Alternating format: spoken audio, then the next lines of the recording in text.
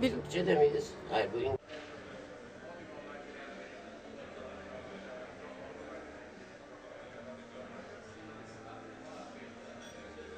Bire geçtim, bir de duyuyorsunuz. İngilizce kanalı bu. Şimdi ikiye geçelim, bir de ikiyi deneyelim. hiçbir şey isterseniz. duymuyorum ben. O konuşmuyor zaten şu anda. Mikrofonunuz niye açık? Ses Test deniyoruz. yapıyoruz. Ses mi yapıyor? Birden duyuyorsunuz gayet şu anda. Tamam. İkiye geçebiliyor musunuz peki? Peki, bir de ben deneyeyim. Tamam. Birinci kanal duyuyor musunuz? Oradan mı işaret ediyor? Göremiyorum ki. Hem sadece Türkçe konuşmaları İngilizceye çevirmenizi kaydedeceğim herhalde.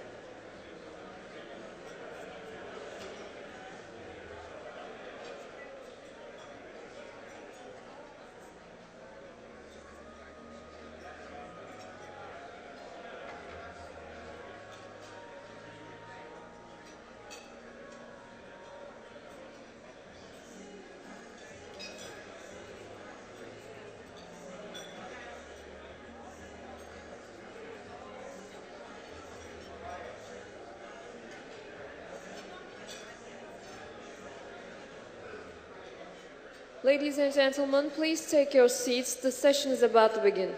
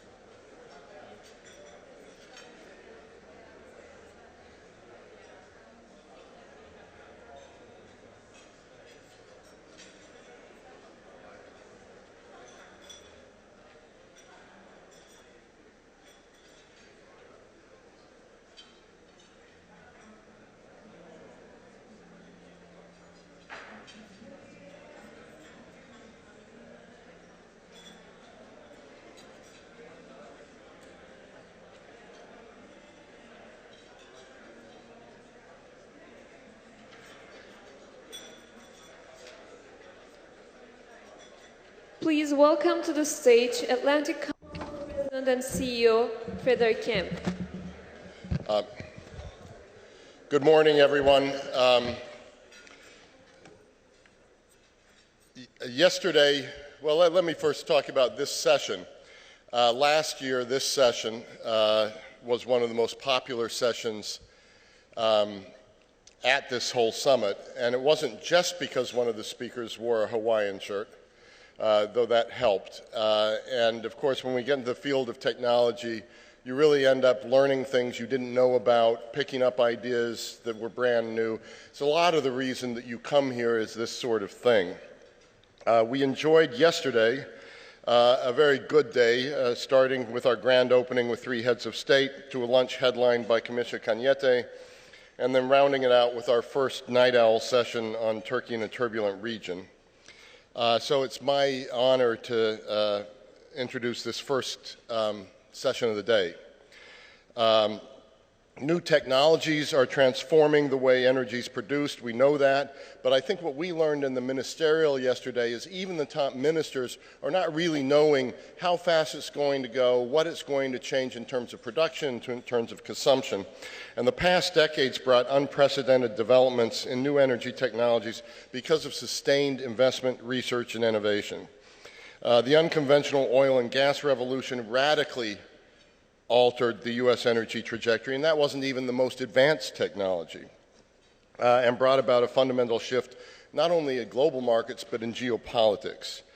And while this has been truly phenomenal, the reach of the energy revolution extends far beyond the hydrocarbon and fossil fuel sector. Changes in the renewable energy sector have been equally transformational.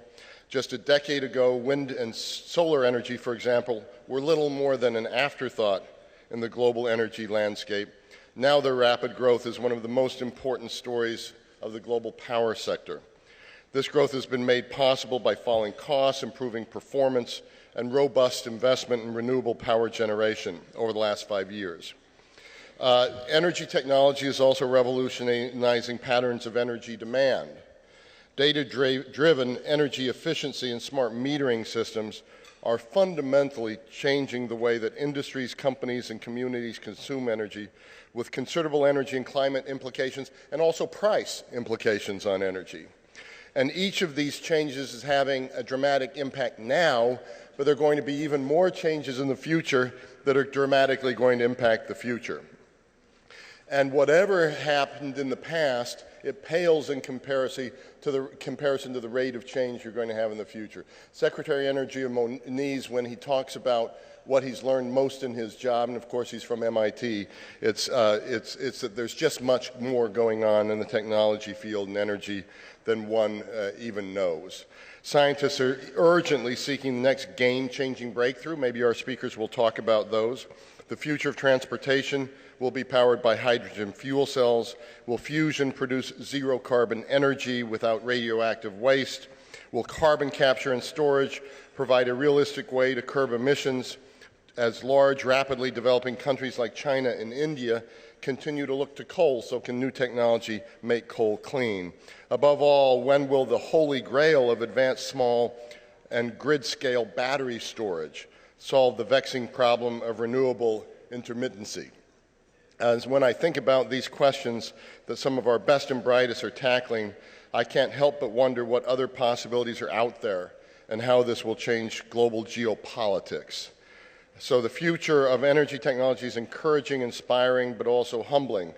I firmly believe that we have the ability to secure economic development, achieve our carbon abatement goals, and eliminate energy poverty if only we continue to create the right investment environments and throw our best and brightest into one of the most important missions of our generation, the energy revolution. And our new Global Energy Center is going to do a lot of work on that. Before I introduce the panel, let me also whet your appetite to the rest of the day. I won't go through the entire schedule. You can look at it, but let me highlight a couple of things. In the first session after this at 9:45, you have plenaries on energy geopolitics. And a lot of people have underestimated what sits in Afghanistan, and we have the Afghan minister here, and he'll be talking. And we'll also be talking about the futures of zero carbon energy sort of growing off of this panel. We're adding a lunchtime session on Paris, where you'll have a former national security advisor to the President of the United States, a former CIA director, a former foreign minister of Spain, and others discussing what comes after Paris, and we've added that session. We hope you'll be there. And then at the end of the day, we'll have the Deputy Secretary of State of the United States, Tony Blinken, sending us a very important policy address. I hope you'll all be there at 5 o'clock. He's flying in particularly for this conference, and it would be, and I think he has something important to say to us. So with that, let me introduce today's panel, guided by Robert Armstrong, Director of MIT's Energy Initiative. You know, when Robert is here, we're in safe hands.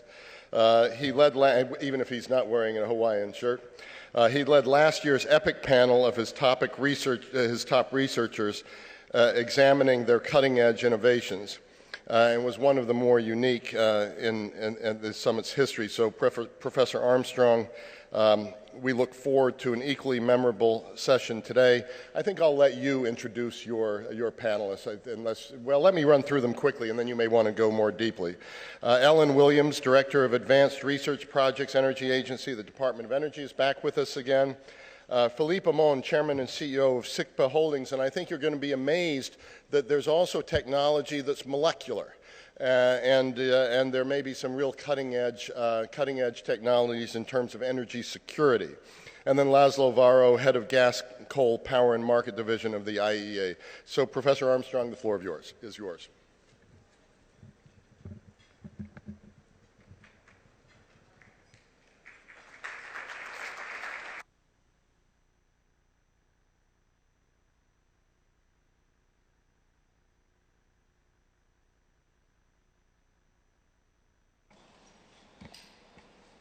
So thank you very much for the introductory comments, Fred. Looking forward to the session. I'm looking forward to the discussion with the panelists here. As Fred mentioned, energy technology specifically, has great benefits to society at large. It benefits the economy, it benefits security, and it benefits the environment. We've seen all of those, as he mentioned, in the shale gas revolution in the U.S.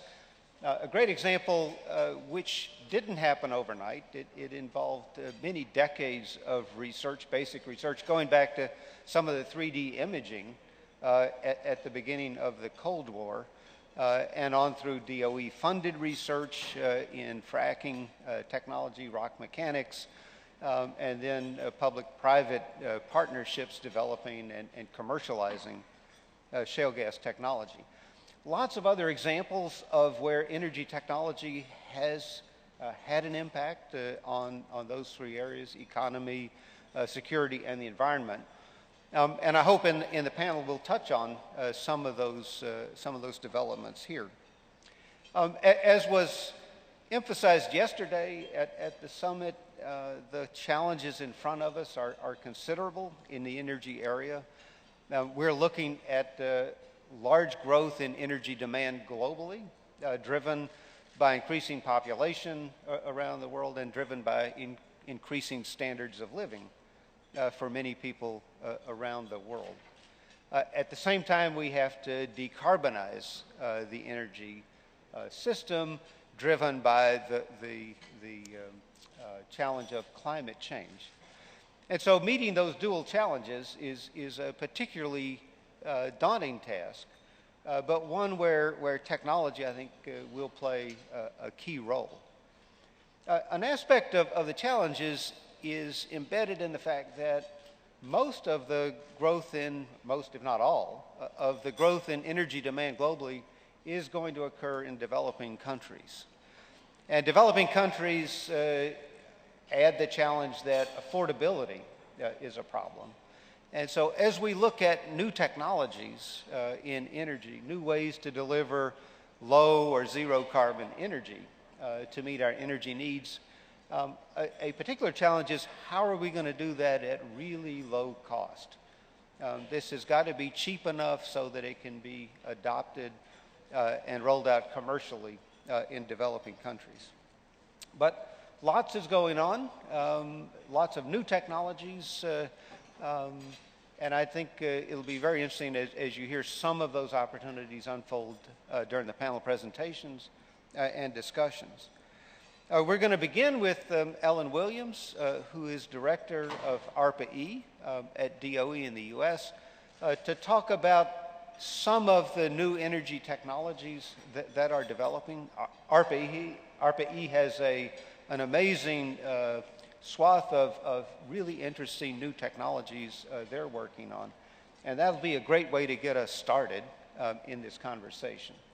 We're then going to move to László Varró, who is at IEA, and we'll talk about some of the challenges arising from intermittent renewables, storage being a prime challenge there. And then lastly, we'll turn to Philippe Amon to talk about some of the challenges around security and where technology can play in addressing some of the problems with illegal or illicit trade in energy, which I think threaten us economically as well as environmentally. So with that, let me turn it over to Ellen to say some words about energy technology development at ARPA-E. To press the button. Yeah. Good morning. It's a great pleasure to be here. I'd like to tell you a little bit about the Advanced Research Project Agency for Energy, which is a small and relatively young agency within the Department of Energy. Let's see, do I have control over my slides here? Can you click forward for me? Great. So it's a small and relatively new agency within the Department of Energy, and we are tasked to look for emerging innovation and accelerate its development to provide commercial benefits in the economic sector. And so you can see that. This is actually our legislative language. In our mission, we're looking for high-risk technologies, and in our means, we're to look at revolutionary advances, cutting-edge inventions, and specifically, we're tasked to look at technologies that are too early stage and too high risk for industry to develop on their own, with the idea that if we invest and move those technologies forward, we can accelerate their uptake into the commercial sector where they'll have impact. And the three circles on the right show you the sphere of our activities. We cover the entire energy sector, including tasking to reduce emissions, including greenhouse gases. Reducing energy imports, which primarily means improving energy efficiency of vehicles and making the transformation from oil-based transport to electric transport or alternative fuels, and improving energy efficiency across all the sectors, and doing so in a way that enhances economic and energy security. This mission is very focused, and we manage this mission very aggressively to address the issues that we need to move forward. We have two teams of active managers. We have technical program managers who identify the areas of research that we should focus on to have the greatest impact. And because we're looking for innovations, those areas are constantly changing and evolving. In addition to the program directors, we have commercialization advisors who work with our teams, and as they develop their technologies, make sure that those technologies are going to be moving forward in a way that is possible to move into the commercial sector and have the impacts that we want to have. The program director and the commercialization advisor, one each, are assigned to each project, and they work with the project teams very, very closely, moving the projects forward towards commercialization and impact in the commercial sector. So to give you a little overview of the different areas of technology and how we structure our focused programs, this is a little chart that shows the different programs that ARPA-E has funded over the course of its existence. Each of these little circles represents the start point of a focused program of research, and on the vertical axis you can see the spread of the different types of areas we're looking at, from transportation, through energy storage for transportation, through efficiency in the industrial and building and resource sectors, up through the electric power grid, storage, and the management of the grid, finally to clean power generation. Each of these programs lasts for about 3 years and supports about 10 or 15 research projects. Each of one is driving towards specific technical and economic goals. As we work through these programs, we're always asking the questions, if it works. So technologically, if we've picked a great area and we can make a technology that works and advances the ability to deliver in that area, will it matter? Because it's great to have a great technology, but we need those new technologies to be not only economically viable, but what we would really like them to be is economically competitive, attractive. We want the new technologies that we're delivering to be so much better and so economically competitive that there's an active desire to take them up and make the transformation that we need in our energy sector. So I want to give you just 2 examples of our programs. The first one is about grid integration. It's the GENIE program that you see in the middle upper part of this chart. And so the GENIE program, Green Electricity Network Integration, was designed to address some of the issues with the electric power grid that have been making it difficult to integrate renewable intermittent energy sources into the electric power system. And so what's important here I show a chart of the electric power transmission grid in the United States. In most countries, a transmission grid will look something like this.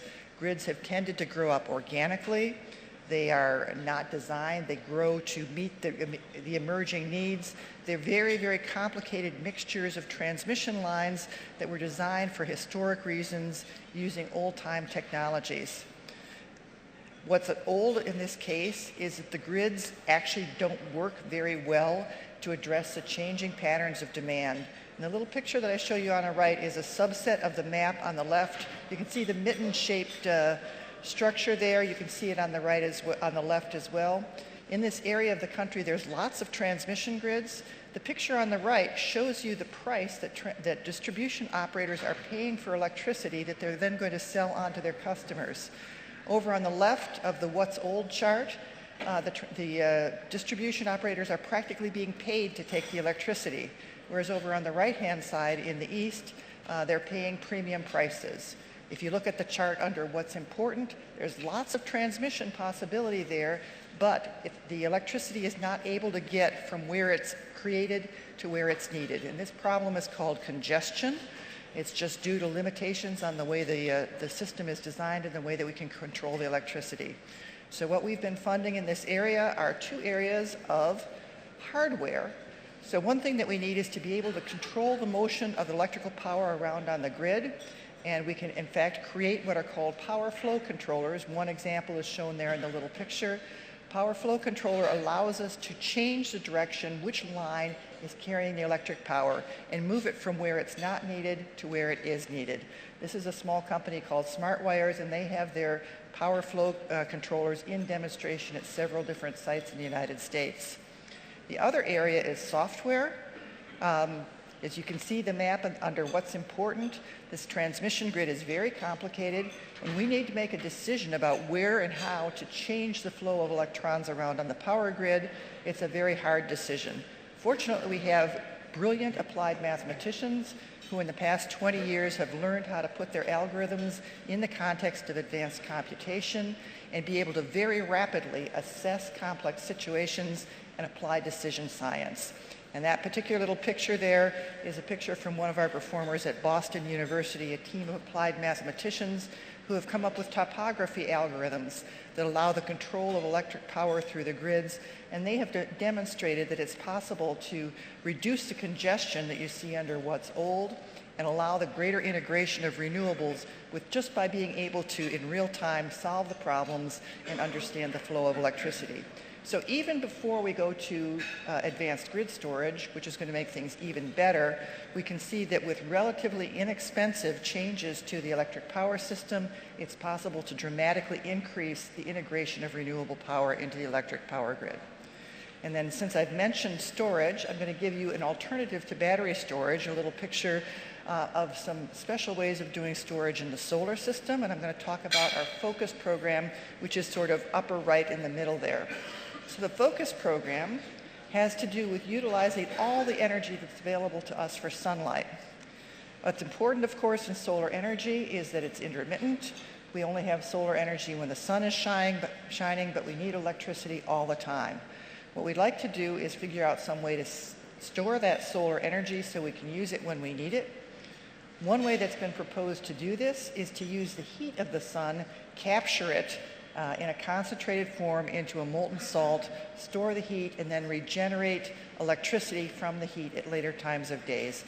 The picture here is a large tower in which the sunlight is focused. Research in this area has been going on for at least 2 decades, and it's a very exciting area, but unfortunately it's been very difficult to make it economically competitive. So what we'd like to do in the FOCUS program is see if we can drive that economic competitiveness and get our ability to use the solar energy whenever we need it in place. And the way that we're going to do that is by using the full solar spectrum. There's 2 things we can do with the solar energy. We can turn it into heat, or we can use photovoltaics to turn it into electricity. Different parts, different colors of the solar spectrum are better for those 2 different processes. So we're going to split the solar spectrum and use the blue and green colors of the solar spectrum to create electricity, which sells for a higher price, and then the remainder of the solar spectrum to create heat, which we can store and provide back into the electric grid system when we need it. By combining those 2, we can drive the costs down and put in place a way, again, to solve some of the problems of the intermittency of renewable energy. So those are just 2 examples. As I mentioned earlier, we're always asking, if it works, will it matter? So as we fund our projects and our project teams, we're working with them all the time to make sure that what they're doing is going to matter. And one of the ways that we're monitoring our success is to see if our project teams are able to continue the work they started with us and move their products out into the commercial sector. So one of the measurable metrics that we use to assess that is to see whether our project teams are able to attract funding from the private sector or other sectors to further develop their technologies. This chart shows cumulative plots of how well our project teams are doing. By the end of last year, about 20% of our alumni teams had obtained private sector funding. We're now pushing about $1 billion of private sector funding going into the projects that we've supported, and another 20% are getting follow-on funding from other agencies of the federal government that want to use their technologies for their applications. So we are seeing that this process of accelerating innovation and making it ready for further investment is paying off. We're starting to see products in the market that we believe are going to change and help us transform our energy sector. So I'd like to thank you for your attention. We have a newsletter that I hope you will look at, and I hope you will, some of you, decide to join us for our technology showcase, which we'll hold at the end of February next year. Thank you very much.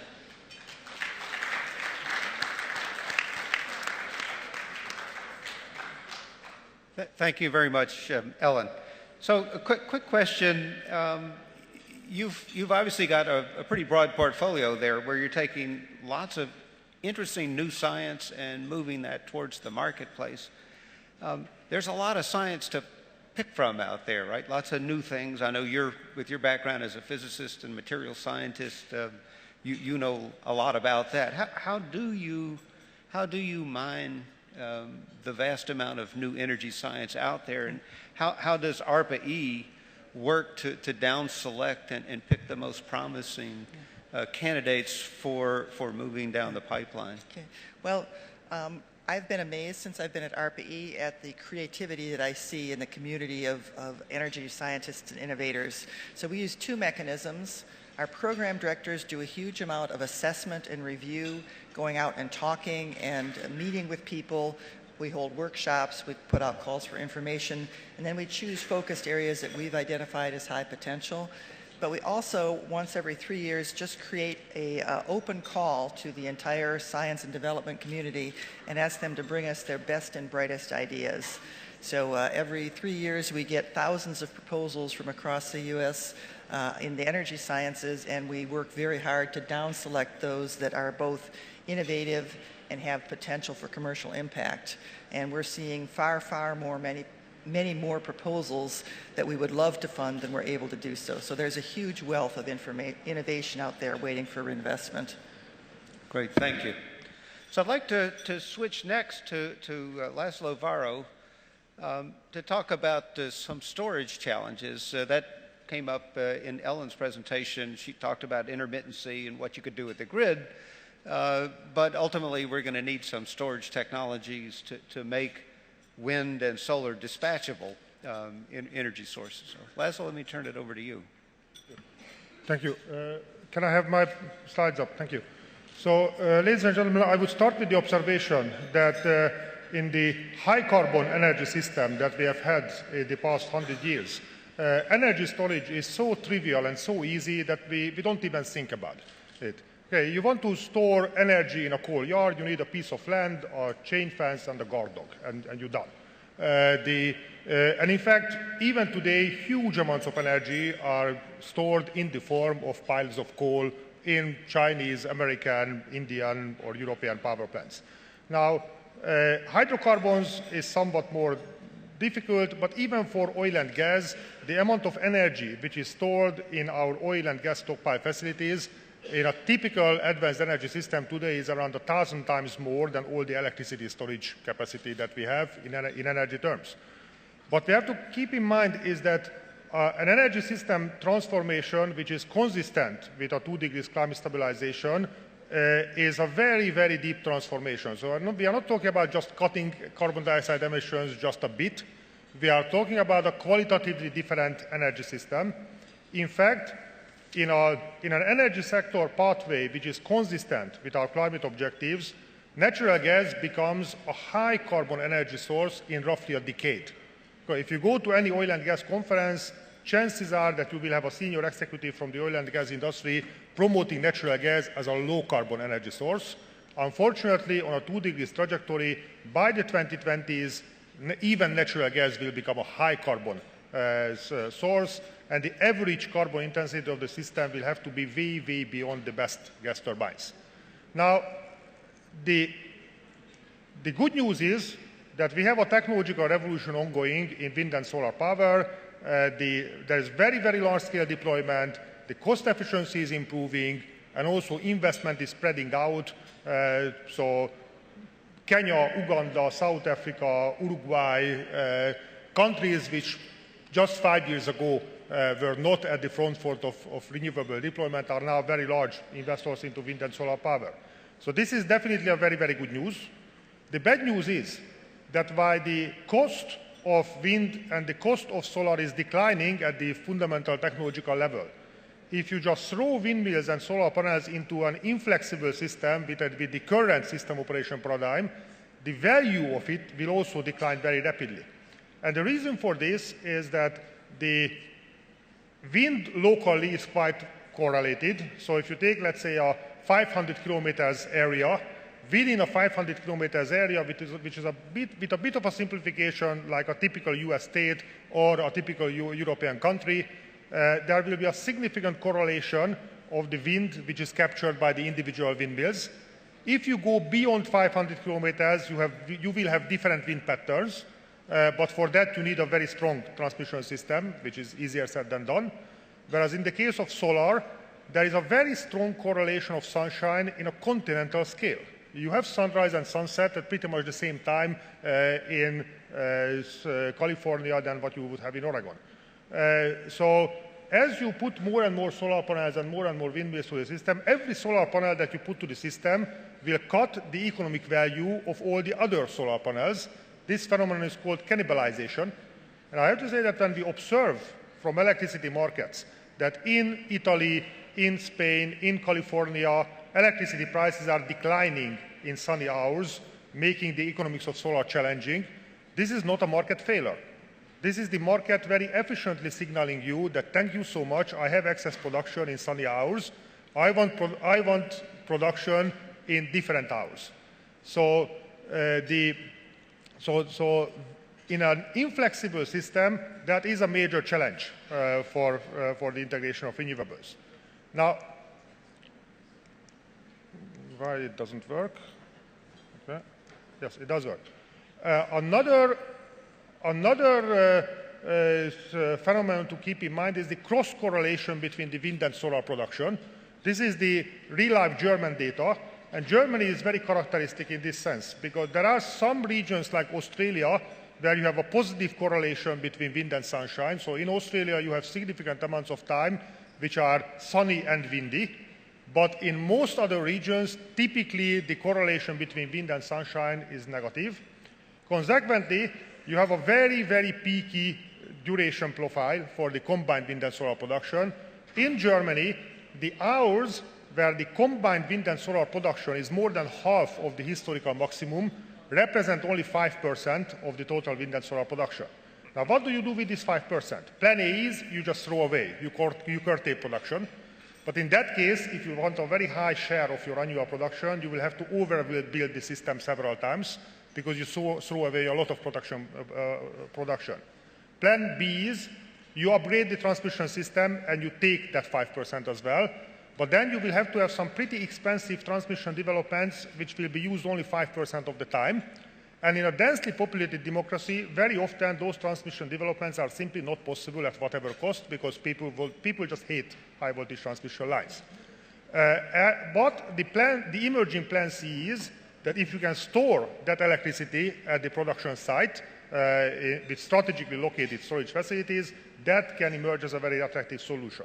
The other major challenge is at the other end of the duration curve, that in temperate climates, you can have a 2-3 weeks period. In Germany, the historical record was 23 days of windy, foggy, but still weather at the same time. So very little wind and very little sunshine consecutively for 2 or 3 weeks. Now, this doesn't happen in the Atacama Desert of Chile, which is always sunny, but it can easily happen in the northern United States. It can easily happen in northern China. It can easily happen in Europe. And this is a much more serious challenge for storage than storing the electricity from noon to 8 o'clock in the evening. This seasonal fluctuation is not something that technology can solve because this is how God created the solar system. So this is inherent from the way the Earth circles the Sun.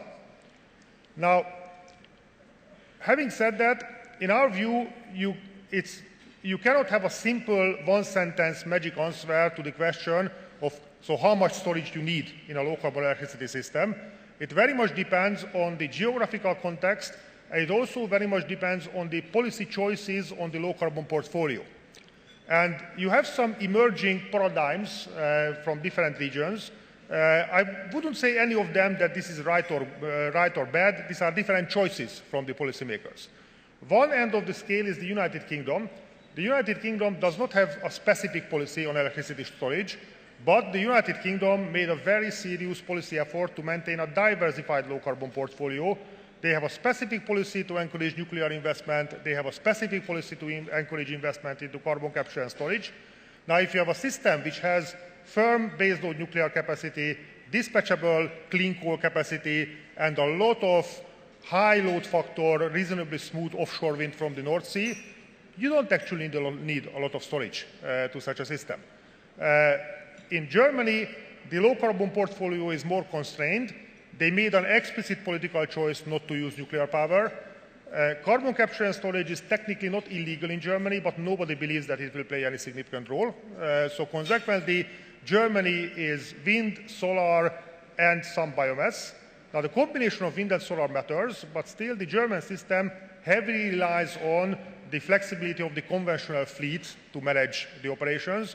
In fact, Germany recently decided to establish a capacity reserve of coal-fired power plants, which will stop operation. Now, if they don't operate, they don't emit carbon dioxide, but the plants will not be bulldozed away, but will be kept in a cold reserve, and they will be able to come back to operation at a short notice.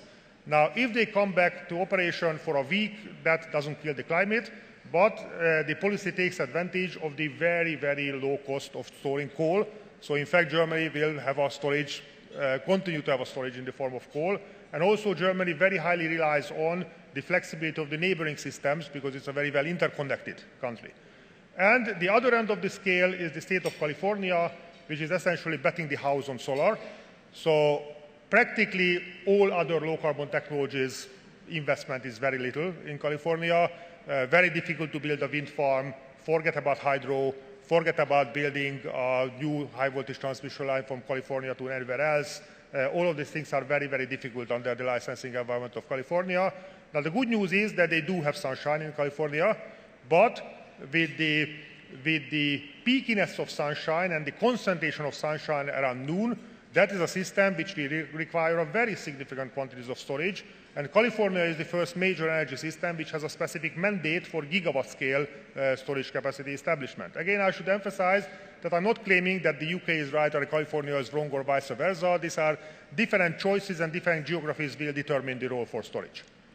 Another thing which is emerging is storage in the distribution system. You know, in a typical middle-class suburb, if everybody switched on the hairdryer at the same time, they would burn the electricity grid, but that never happens. You have a normal distribution. But if everybody has a solar panel, you don't have a normal distribution. The sun will shine on all the rooftops at the same time. So you very quickly can overload the distribution system when you take the electricity out. This is already a problem in Germany, and this is already a problem in the state of Hawaii in the US. And storage can help a lot, but here regulators have to make a choice whether storage is a power plant running on cheap electricity and it has to compete in a competitive market, or whether storage is a network management tool. The regulatory implications are rather different. And last but not least, I'll say that when you read that major companies are becoming self-sufficient with solar power, typically these are not projects which completely disconnect from the electricity system. Apple invested in solar power in China, Google invested in solar power in the United States. In both cases, the facilities are several hundred kilometers from where the companies use the electricity, and they continue to rely on the centralized system. In fact, more than half of the solar investment globally is large, centralized, utility-scale solar projects in the United States, in China, in India, in other countries. So for conclusions, you can design a low-carbon pathway in which electricity storage does not play a significant role, but then you have to make politically optimistic assumptions on a nuclear renaissance and carbon capture and storage. Some countries might do it, in others it is a naive illusion. With hourly battery storage, you can have a much higher penetration of wind and solar than what we previously expected, and it can also play a role in system operation and managing the grid. But very importantly, we don't believe that battery storage will make the synchronized centralized electricity network redundant. It will lead to a different network, but the network will remain an essential infrastructure. And also, the monthly variation of sunshine, that remains a major challenge. So thank you very much. Thank you very much, László. It's a very interesting slide you showed about the declining value of solar and wind as penetration increases. And a companion observation on the solar side is that as penetration increases, the amount of non-solar generating capacity you need doesn't decrease. Right? So you still need the same amount of backup, although it gets peakier. Right? So you have more severe ramping requirements for the non-solar generation as the solar penetration increases. You showed towards the end of your slides some nice pictures of concentrated solar power, my favorite kind of solar. I think yesterday in her presentation, Melanie Kinderdine compared the price of concentrated solar power with combined cycle natural gas. It's about a 3-to-1 ratio. Do you see at IEA, do you see costs of concentrated solar power with storage coming down so that can be a competitive storage technology or a competitive dispatchable solar contribution going forward? The short answer is yes. And first of all, we don't think that it's fair to compare it with the cost of a combined cycle gas turbine running on $2 per MBTU US shale gas. Because as I mentioned, even a combined cycle gas turbine will become a high carbon source in a 2 degrees pathway. So I would say the more relevant comparison for concentrating solar is other dispatchable low carbon capacities. So for example, solar PV plus battery electric storage, that's a relevant competitor. As far as I know, the state of Hawaii run tenders for solar PV plus battery combinations, and there the prices were actually comparable to the prices of concentrated solar plants. Now, in Hawaii, probably it is impossible to build a concentrated solar plant, but in New Mexico, it is definitely possible. In North Africa, it's definitely possible. Chile is now constructing the biggest concentrated solar plant. So we do believe that concentrated solar power can come back to the game once you have sufficient amount of solar PV in the system to saturate the hours around noon, and then the inherent storage capability of the concentrated solar plants become potentially quite valuable. Good, thank you. So I'd like to shift gears now and ask Philippe, Amon to talk some about security issues, and in particular, how technology, he'll get to how technology might help us deal with some of the illicit and illegal trade in energy. Philippe. Thank you, Robert, and thank you for inviting me on the panel.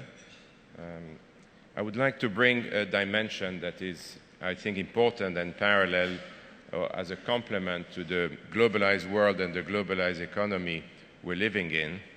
And this is the one of the illicit economy and therefore the illicit trade. On the map here we can see, this is the world map, and the colors are showing us the zone of conflict and the zone of tension or potential conflict.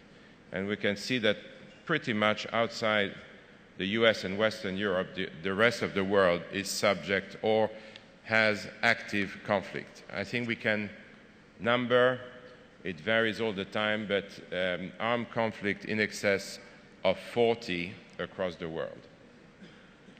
Now, these conflicts are conducted very often by non-state actors, unregulated, non-declared, clandestine army, terrorist group, but all over the globe and in every zone, therefore, there is the flow of goods and the flow of the global economy. Now, when products, and specifically oil and gas, go through this zone of conflict, they are very often, or in most cases, unaccounted for, undefined, unregistered in terms of quantity and in terms of quality. They are also most likely the source of financing for most terrorist groups, actors in this armed conflict. So the illicit trade or the illicit economy is probably nowadays the largest business in the world. It is clandestine, it is not declared, it is unofficial, but we are starting to understand its and to quantify it to the extent possible. There is a number of quotes. The first one here is from the World Economic Forum Meta Council. I'll let you read. The illicit economy very likely is worth close to $1 trillion worldwide annually. It could be up to 2, but it could also be up to 5 or more. Those are statistics that I believe are a few years old, well, 5 to 6 years old, so one could imagine the increase and the growth of this illicit activity. The second quote is from Mr. Mikuria, who is the Secretary General of the World Customs Organization, and this is qualifying the nature and the consequence of the illicit trade.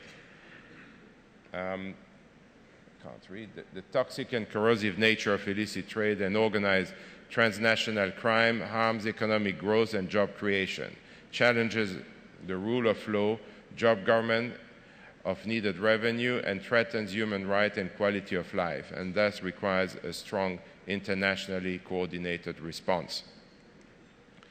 The third quote here is from the World Bank. Not only to this commercial abuse reduce consumer welfare and government exercise revenue, but the combustion of substandard fuel can have serious public health impact. Now you will wonder, with such a large problem and such a large developing industry between brackets like illicit trade, why we can only find 3 relevant quotes from institutions around the world. Well, this is one of the problems. There is very little documentation, there is very little evidence which corresponds to the nature of the problem. But governments are now looking more closely at understanding this issue, and especially the tools to remedy it. One thing important to understand, and after the brilliant presentation we just heard, that oil and gas will remain the dominant source of energy for the foreseeable future, perhaps 10 or 20 years to come, despite all the effort that are made to develop and foster renewable energy. So the oil and gas impact and the oil and gas nature and flow throughout the world remained a very important issue.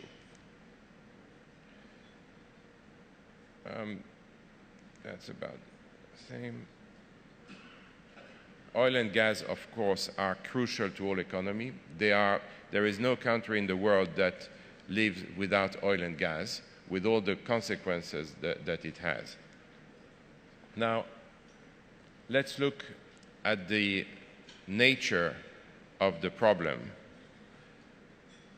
in terms of fuel abuse. So we talked about illicit trade, the illicit economy, and of course oil and gas is subject to illicit activity, abuse, fraud, smuggling, tax evasion, adulteration, franchise abuse, diversion. It is one of the main components of illicit trade in the world. We have been trying to quantify the extent of the problem of oil and gas diversion or abuse or smuggling, but because of lack of statistics, it is difficult to do it precisely, but certainly it runs in hundreds of billions of dollars annually. Now, the impact of the smuggling, diversion, and tax evasion, or all the abuse on fuel, are various. Loss of government tax revenue. Well, oil and gas in many countries is one of the largest contributors to finance for government. And we have to realize that a number of developing countries rely essentially on oil and gas. And if that revenue is being tampered by illicit activity and organized crime, then of course it deprives the state of very vital source of revenue. Diverting of government incentive program. Obviously government is engaged, governments around the world, into a number of incentive programs, and that is the lack of revenue hampers the development of those programs. Finance organized criminals and terrorists. It is proven now that the illicit trade, illicit activity are directly financing terrorism, organized crime, which very often are one single organization. There is a damage to daily function of life. Engine damage, the environment dimension, which is toxic waste from criminal washing. Now, adulteration of fuel or diversion of fuel means very often washing of fuel, and this provokes waste and is a hazard to the environment. It is also a factor of the increase of fuel consumption, and last but not least, the pollution dimension, which is growing, and of course, diversion means pollution and means hurting the environment. The global lack of transparency is a problem to quantify and to address the issue, but we have one statistic just to illustrate the issue in one single country, which is the Philippines, which has recently been published, the annual tax loss of $750 million only on smuggling fuel for one country, the Philippines. That amount of money could be used to finance health, education, and a number of other needs of Philippines, but also other countries. Now, there is a number of technologies that today allow mitigation of this issue. The very recent development in molecular marking, fine molecular marking, is allowing the marking of fuel and therefore the tracking and tracing and the authentication of fuel at a given point and especially marking its origin. The spectrometric reading of fuel also allows efficient, in-time, precise and reliable detection of the tracking element on fuel that would provide a very important tool for government and international agency to try to monitor on a global way the flux of oil and gas. Thank you very much.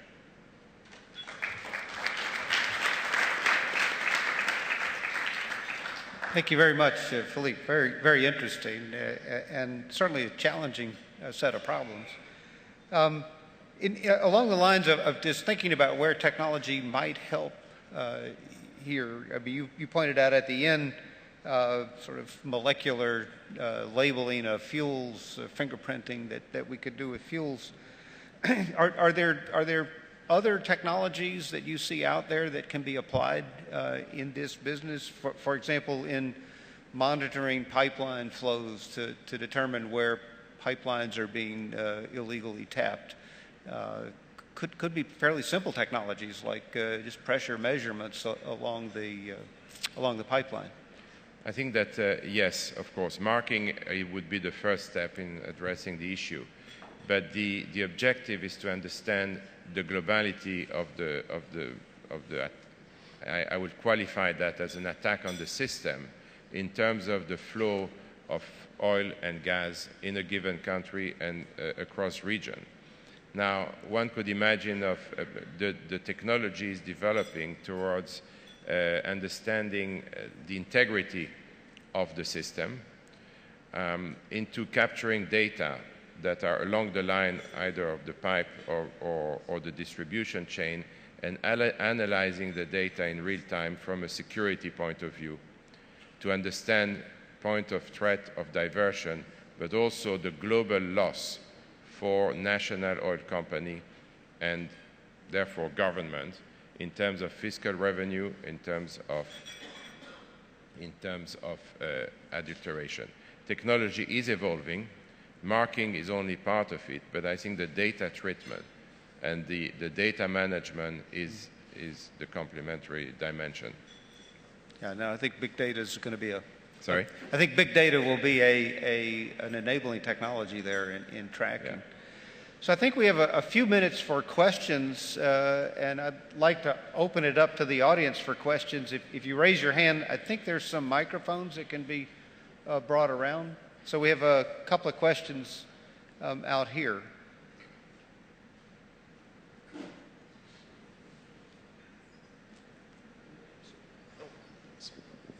Martin Wilhelm, Geopolis Energy. I have a question for Ellen Williams. ARPA-E has, in a relatively short 6 years, built an impressive, very dynamic, effective organization, and they're doing some very cool stuff.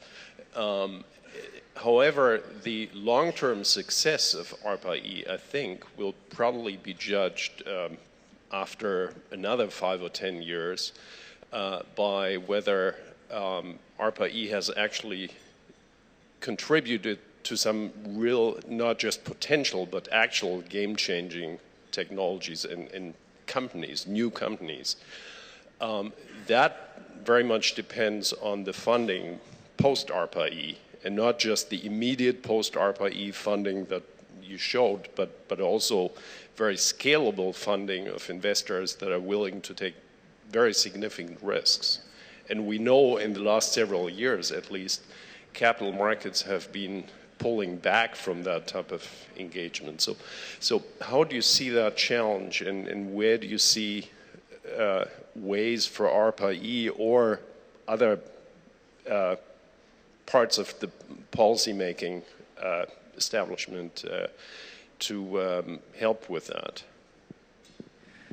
That's an excellent question. We work very hard, as you saw, to get our project teams ready for the next round of private sector investment. We are seeing some of our projects 3 to 5 years after our funding starting to have products on the market. So we are starting to see penetration. We do work very hard attracting both private sector investors. We're moving more towards a lot of dependent on strategic investors. The President has an initiative on trying to attract social investors, those who are able to have some more patience to invest because they have a social sense of the importance of clean energy. We're also finding that regional development agencies, areas of the country where they would like to bring new innovative technologies in place, is very useful to help support our teams. So there's a lot to be done, and we can't rest in working very hard to make sure that this entire value chain of investment continues to drive the technologies forward to use. So we have one more question over here.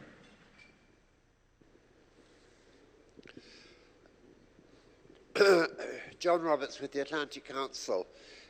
It's a question for Philippe Amon. How much do you find, or do you consider, that governments themselves may be, to a large degree, responsible for at least a considerable element of this illicit trade in oil and hydrocarbons? I don't think we can. Is it?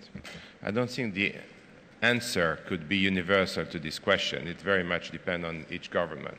But one has to realize that very often governments do not know the extent of the issue in their own country.